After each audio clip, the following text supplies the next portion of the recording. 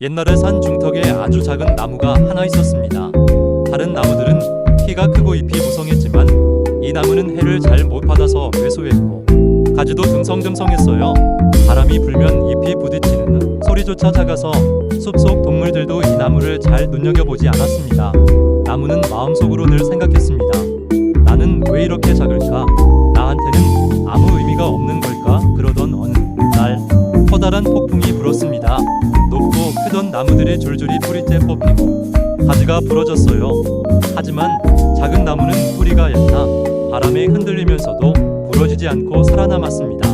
폭풍이 지나간 뒤 숲은 텅 비었습니다. 하늘이 훤히 보였고 햇빛이 작은 나무에게도 내려왔습니다. 그제서야 나무는 빠르게 자라기 시작했죠. 시간이 지나면서 나무는 큰 나무가 되었습니다. 그런데 그 무렵 숲 아래 마을에 가뭄이 들었습니다. 마을 사람들은 물을 찾으려고 산에 올라와 나무들을 살폈습니다. 그들은 나무 속에 비어있는 큰 나무를 발견했고 속을 파내어 긴 통을 만들었습니다. 그 통은 마을에서 바다까지 물을 나르는 도구가 되었죠. 사람들은 그 나무를 바다로 간 나무라고 불렀습니다. 한때 자신이 작다고 쓸모없다고 생각했던 나무가 결국 마을 사람들의 목숨을 살리는 다리가 된 겁니다. 이 이야기가 말해주는 건 아주 단순합니다. 지금 작아 보인다고 해서, 지금 힘들다고 해서 그게 끝은 아니라는 것이에요. 우리는 언제든 성장할 수 있고 때로는 그 성장조차 우리의 마지막 모습이 아니라 다른 누군가를 살리는 길목이 될 수 있습니다. 그러니 오늘은 조금 작아도 조금 늦어도 괜찮습니다. 당신의 이야기는 아직 끝이 아니니까요. 옛날에 산 중턱에 아주 작은 나무가 하나 있었습니다. 다른 나무들은 키가 크고 잎이 무성했지만 이 나무는 해를 잘 못 받아서 왜소했고 가지도 듬성듬성했어요. 바람이 불면 잎이 부딪히는 소리조차 작아서 숲속 동물들도 이 나무를 잘 눈여겨보지 않았습니다.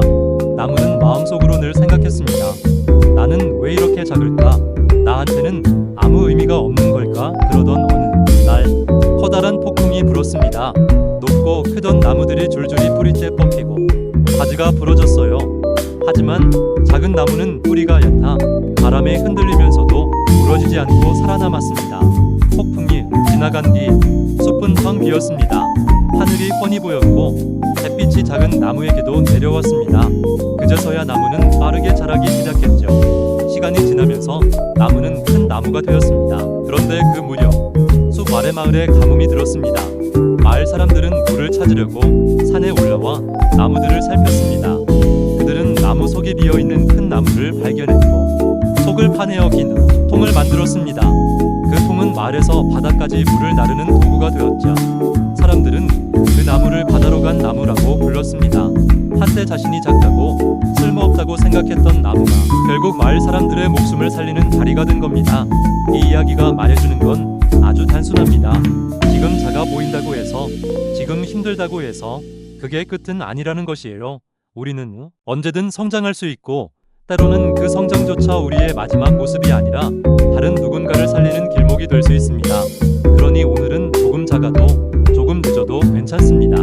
당신의 이야기는 아직 끝이 아니니까요. 옛날에 산 중턱에 아주 작은 나무가 하나 있었습니다. 다른 나무들은 키가 크고 잎이 무성했지만 이 나무는 해를 잘 못 받아서 왜소했고 가지도 듬성듬성했어요. 바람이 불면 잎이 부딪히는 소리조차 작아서 숲속 동물들도 이 나무를 잘 눈여겨보지 않았습니다. 나무는 마음속으로 늘 생각했습니다. 나는 왜 이렇게 작을까? 나한테는 아무 의미가 없는 걸까? 그러던 어느 날 커다란 폭풍이 불었습니다. 높고 크던 나무들이 줄줄이 뿌리째 뽑히고 가지가 부러졌어요. 하지만 작은 나무는 뿌리가 얕아 바람에 흔들리면서도 부러지지 않고 살아남았습니다. 폭풍이 지나간 뒤 숲은 텅 비었습니다. 하늘이 훤히 보였고 햇빛이 작은 나무에게도 내려왔습니다. 그제서야 나무는 빠르게 자라기 시작했죠.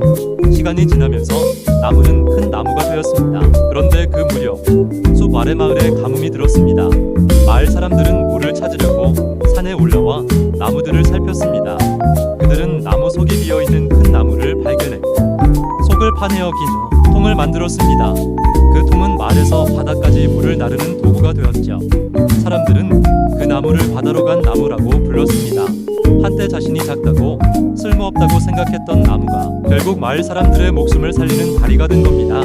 이 이야기가 말해주는 건 아주 단순합니다. 지금 작아 보인다고 해서, 지금 힘들다고 해서 그게 끝은 아니라는 것이에요.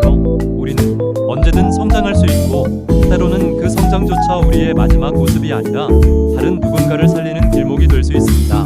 그러니 오늘은 조금 작아도, 조금 늦어도 괜찮습니다. 당신의 이야기는 아직 끝이 아니니까요.